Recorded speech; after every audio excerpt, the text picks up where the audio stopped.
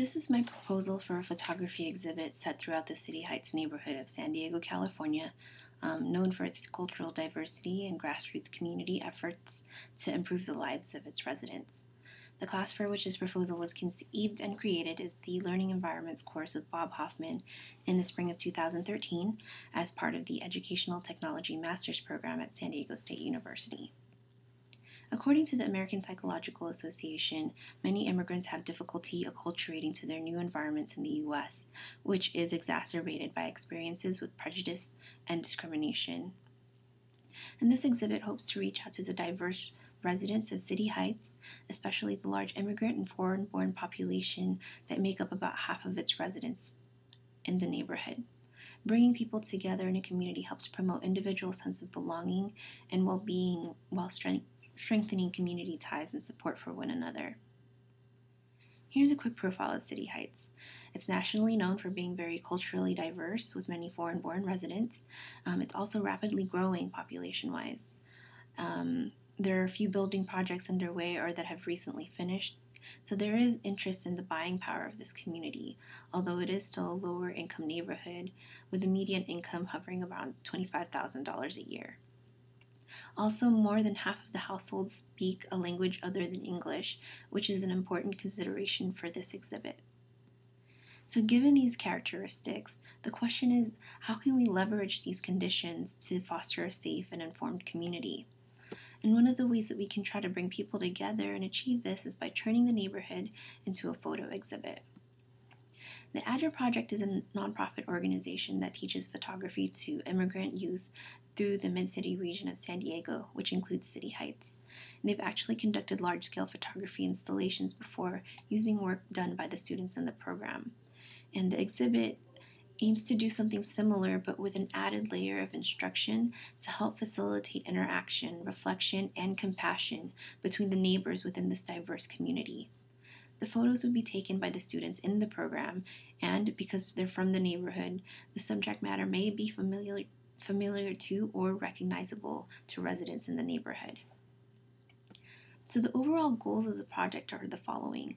One is to promote cultural competency in individuals living in the area, helping them build positive attitudes to the cultural differences of their neighbors and communicating effectively with those who have different backgrounds. Another goal is to get the community engaged through patronizing local businesses and becoming familiar with the advocacy groups that support and speak on behalf of the community. Lastly, it's important for residents to know what kinds of social services are available to them as a way to promote empowerment and ownership of their space, that they might take care of it and one another as they understand and build connections to one another. The stakeholders for the project are, as previously mentioned, AJA, which is a nonprofit organization. They would be the ones driving the exhibition. Mid-City Can is an advocacy group that would support the exhibit by mobilizing business owners and residents alike to participate in the exhibit.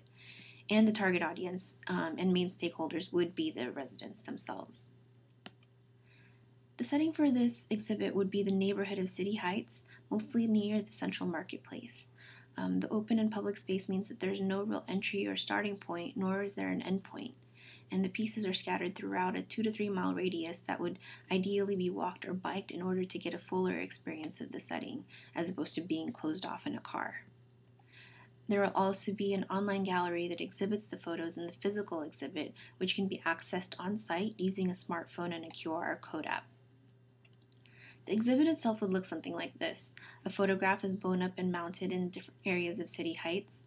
The QR code would be prominently placed near the photo, and it'd be visible enough so that people passing by will be able to scan it and still get more information. And it could also potentially pique more interest about the photo since it implies further information. And then scanning the QR code would take an audience member to the specific web page for the photograph, and the web page would look something like this. This is actually my adaptation of the African American Iconic Images online exhibit from the Mural Arts program in Philadelphia, which has a collection of photos of the city's murals available and curated online. An audio guide would immediately play in English down here, much like in the Mural Arts exhibit. A like, share, and comment option will also be a part of the controls. The information bar opens a pop-up which has a wealth of information and activities related to the photograph. There's an action menu here that collapses and expands according to your selection. It has a map to show the location of the photograph, a scavenger hunt that's an incentive-based activity where badges are earned based on the photos that have been visited. There's also a reflection activity where participants answer questions related to the photograph and are prompted to take their own photo to submit to a gallery along with others. Lastly, there's a quick Quizlet or poll that can be submitted as a way to see whether they learned something from the content. Everything is in English initially, and the content itself would be created with English learners as a priority, making sure that there are other languages available.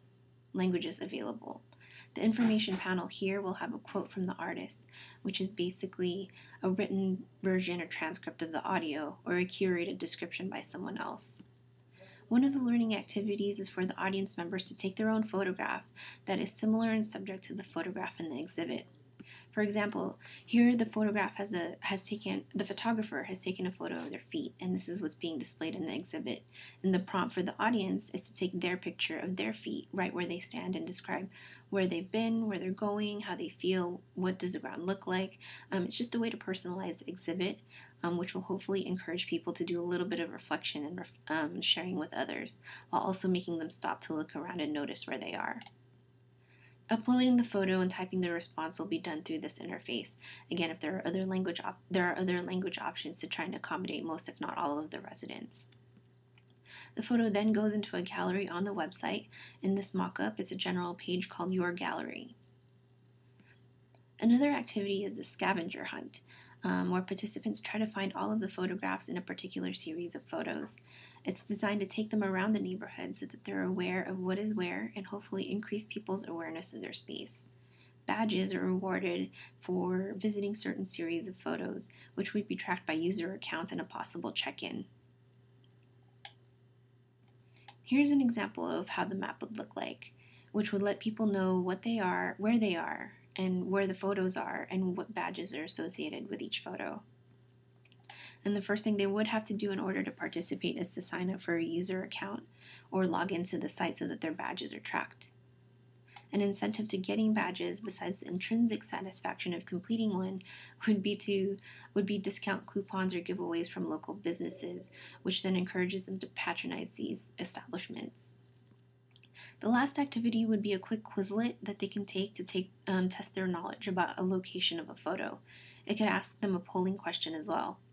Unlike the other activities, this is relatively simple and easy for the participant, and they can get the satisfaction of knowing that they answered questions correctly or contributed to a poll. So how can we calculate or measure the benefits? One would be the redeemed coupons from badges collected by the business owners, which are patronization of these businesses, showing that they were there. Also, a possible check-in functionality at each photo site using their phone would show that the participants have the ability to have read the map and have an awareness of place.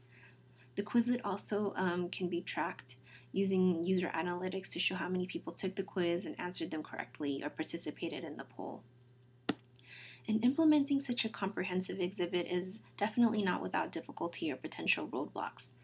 First and foremost would be the availability of the technology necessary to access the supplemental information and activities themselves.